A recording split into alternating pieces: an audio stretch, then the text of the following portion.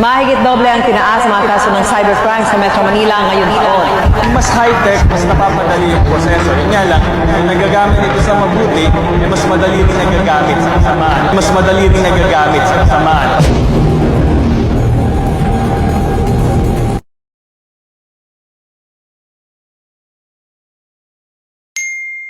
Wow! Nanalo daw ako ng 50,000 pesos. Ha? Sure ka ba dyan, Bes? Parang tubid-tubitro naman kung ganyan din lang. Kaya nga, dapat hindi ka nagpapaniwala sa mga ganyan. Sige ka, nasa huli ang pagsisisi. What if totoo? Eh what if naman hindi? Bes, kung sakaling totoo, balatuhan mo na lang kami, ha? Teka, ba't parang nagkakagulo sila? Oo nga, ba't parang pinagkakaisa ni si Glenn? May nag-message kasi sa akin, nanalo daw ako ng 50,000 pesos. Ba? 50,000? Scam yan!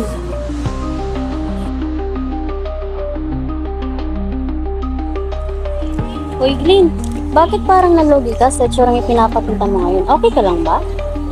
Oo nga, parang nakakapanibago ang aura mo ngayon. Parang hindi ka naman ganyan dati ah. Sandali lang, parang alam ko kung bakit ka nagkaganyan. Huwag mong sabihin na naniniwala ka sa text message na iyon. Tama ka, Dali. Tama kayong lahat. Nasa huli talaga ang pagsisisi. Sana pala nakinig na lang ako sa inyo. Sa pamamagitan lamang ng isang mensahe o link, maaaring makuha ng mga manloloko ang personal na impormasyon at pera ng kanilang biktima. Ngunit mahalagang malaman na ang ganitong gawain ay hindi lamang pandilin lang. Ito ay isang krimen. Sa Pilipinas, may batas na naglalayong labanan ang mga krimeng nagaganap sa internet, ang Cybercrime Prevention Act of 2012.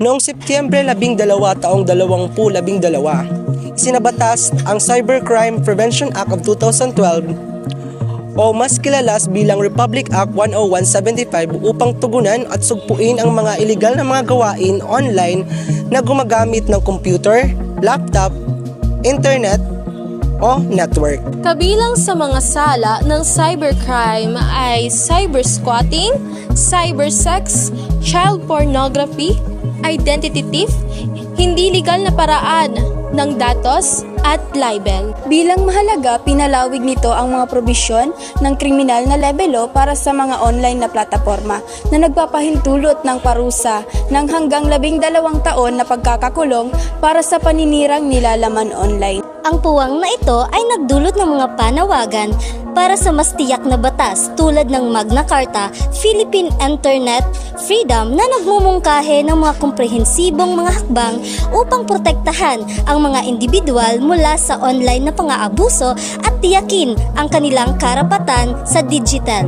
Sa panahon ng makabagong teknolohiya, ang cybercrime ay patuloy na banta sa seguridad at tiwala ng mga tao.